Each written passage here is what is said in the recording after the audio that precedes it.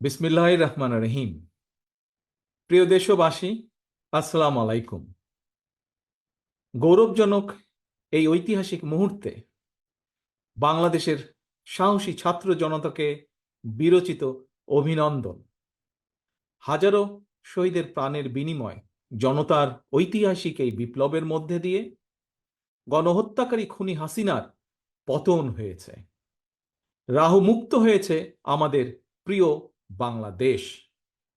জনতার বিপ্লবের প্রথম ধাপ চূড়ান্তভাবে সফল হয়েছে। লাখো শহীদের প্রাণের বিনিময়ে অর্জিত বাংলাদেশ কখনো পরাজয় মানতে পারে না। এই ঐতিহাসিক বিপ্লবের মধ্যে দিয়ে আবারও প্রমাণিত হয়েছে, দল মত নির্বিশেষে সকলে ঐক্যবদ্ধ থাকলে এই বাংলাদেশকে কেউ কখনো পরাজিত করতে পারে না, পারবে না। প্রিয় দেশবাসী, বিজয়ের এই ঐতিহাসিক মুহূর্তে আমি আজ সেই সব মায়েদের প্রতি বিনম্র শ্রদ্ধা জানাই, এই গণবিপ্লবে যারা তাদের প্রিয় সন্তানকে হারিয়েছেন। এভাবে গত 15 বছরে ফ্যাসিবাদী শাসনকালে অনেক সন্তান তার প্রিয়তম পিতাকে হারিয়েছেন, অনেক স্ত্রী প্রিয়তম স্বামী হারিয়েছেন। গুম খুন অপহরণ করে অসংখ্য মায়ের বুক খালি করে দেওয়া হয়েছে।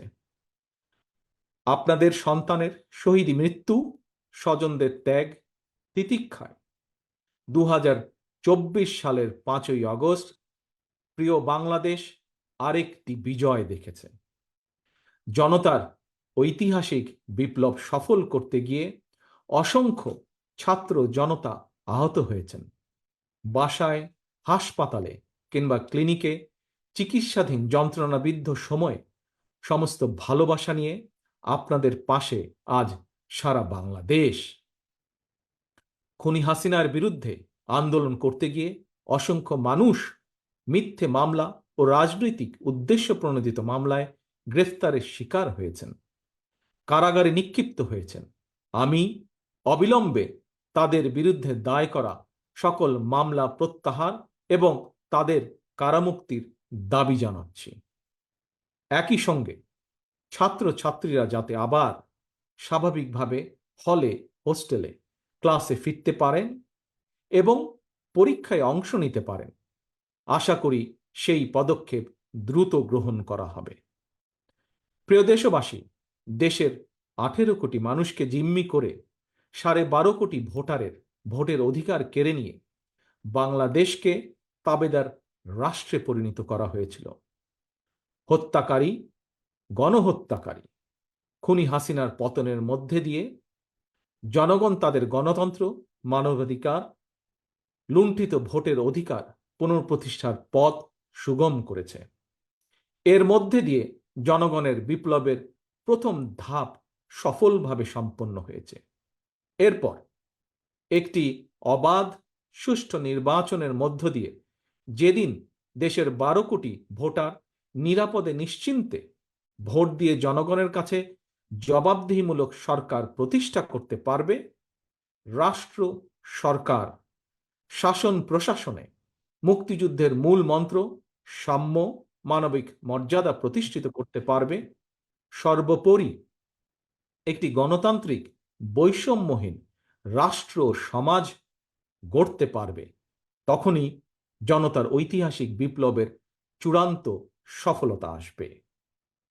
প্রিয় দেশবাসী, জনতার ঐতিহাসিক বিপ্লবকে চূড়ান্ত লক্ষ্যে পৌঁছতে তাই যথাসম্ভব দ্রুততম সময়ের মধ্যে একটি অবাধ, সুষ্ঠু, নিরপেক্ষ নির্বাচনের আয়োজন করতে হবে।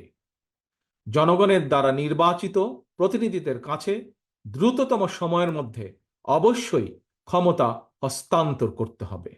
একটি বৈষম্যহীন গণতান্ত্রিক বাংলাদেশ প্রতিষ্ঠার লক্ষ্যে একটি অবাধ, সুষ্ঠু নির্বাচন আয়োজনের জন্য বিএনপি সহ বাংলাদেশের প্রতিটি গণতান্ত্রিক রাজনৈতিক দল সব রকমের সহযোগিতা করবে। প্রিয় দেশবাসী, এবার আমি আপনাদের কাছে একটি বিনীত আহ্বান রাখতে চাই। বিজয়ীর কাছে পরাজিতরা নিরাপদ থাকলে বিজয়ের আনন্দ মহিমান্বিত হয়। সুতরাং বিজয়ের এই আনন্দঘন সময়ে রাহুমুক্তির এই ঐতিহাসিক মুহূর্ত শান্তভাবে উদযাপন করুন। অনুগ্রহ করে কেউ প্রতিশোধ কিংবা প্রতিহিংসা পরায়ণ হবেন না।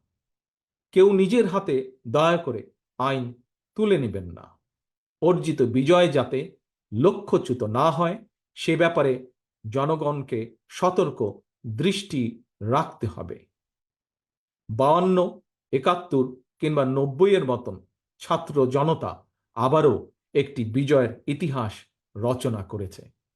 প্রিয় দেশবাসী, আবারও আপনাদের সকলকে বিরচিত অভিনন্দন। আল্লাহ হাফেজ। বাংলাদেশ জিন্দাবাদ। বাংলাদেশ জাতীয়তাবাদী দল জিন্দাবাদ।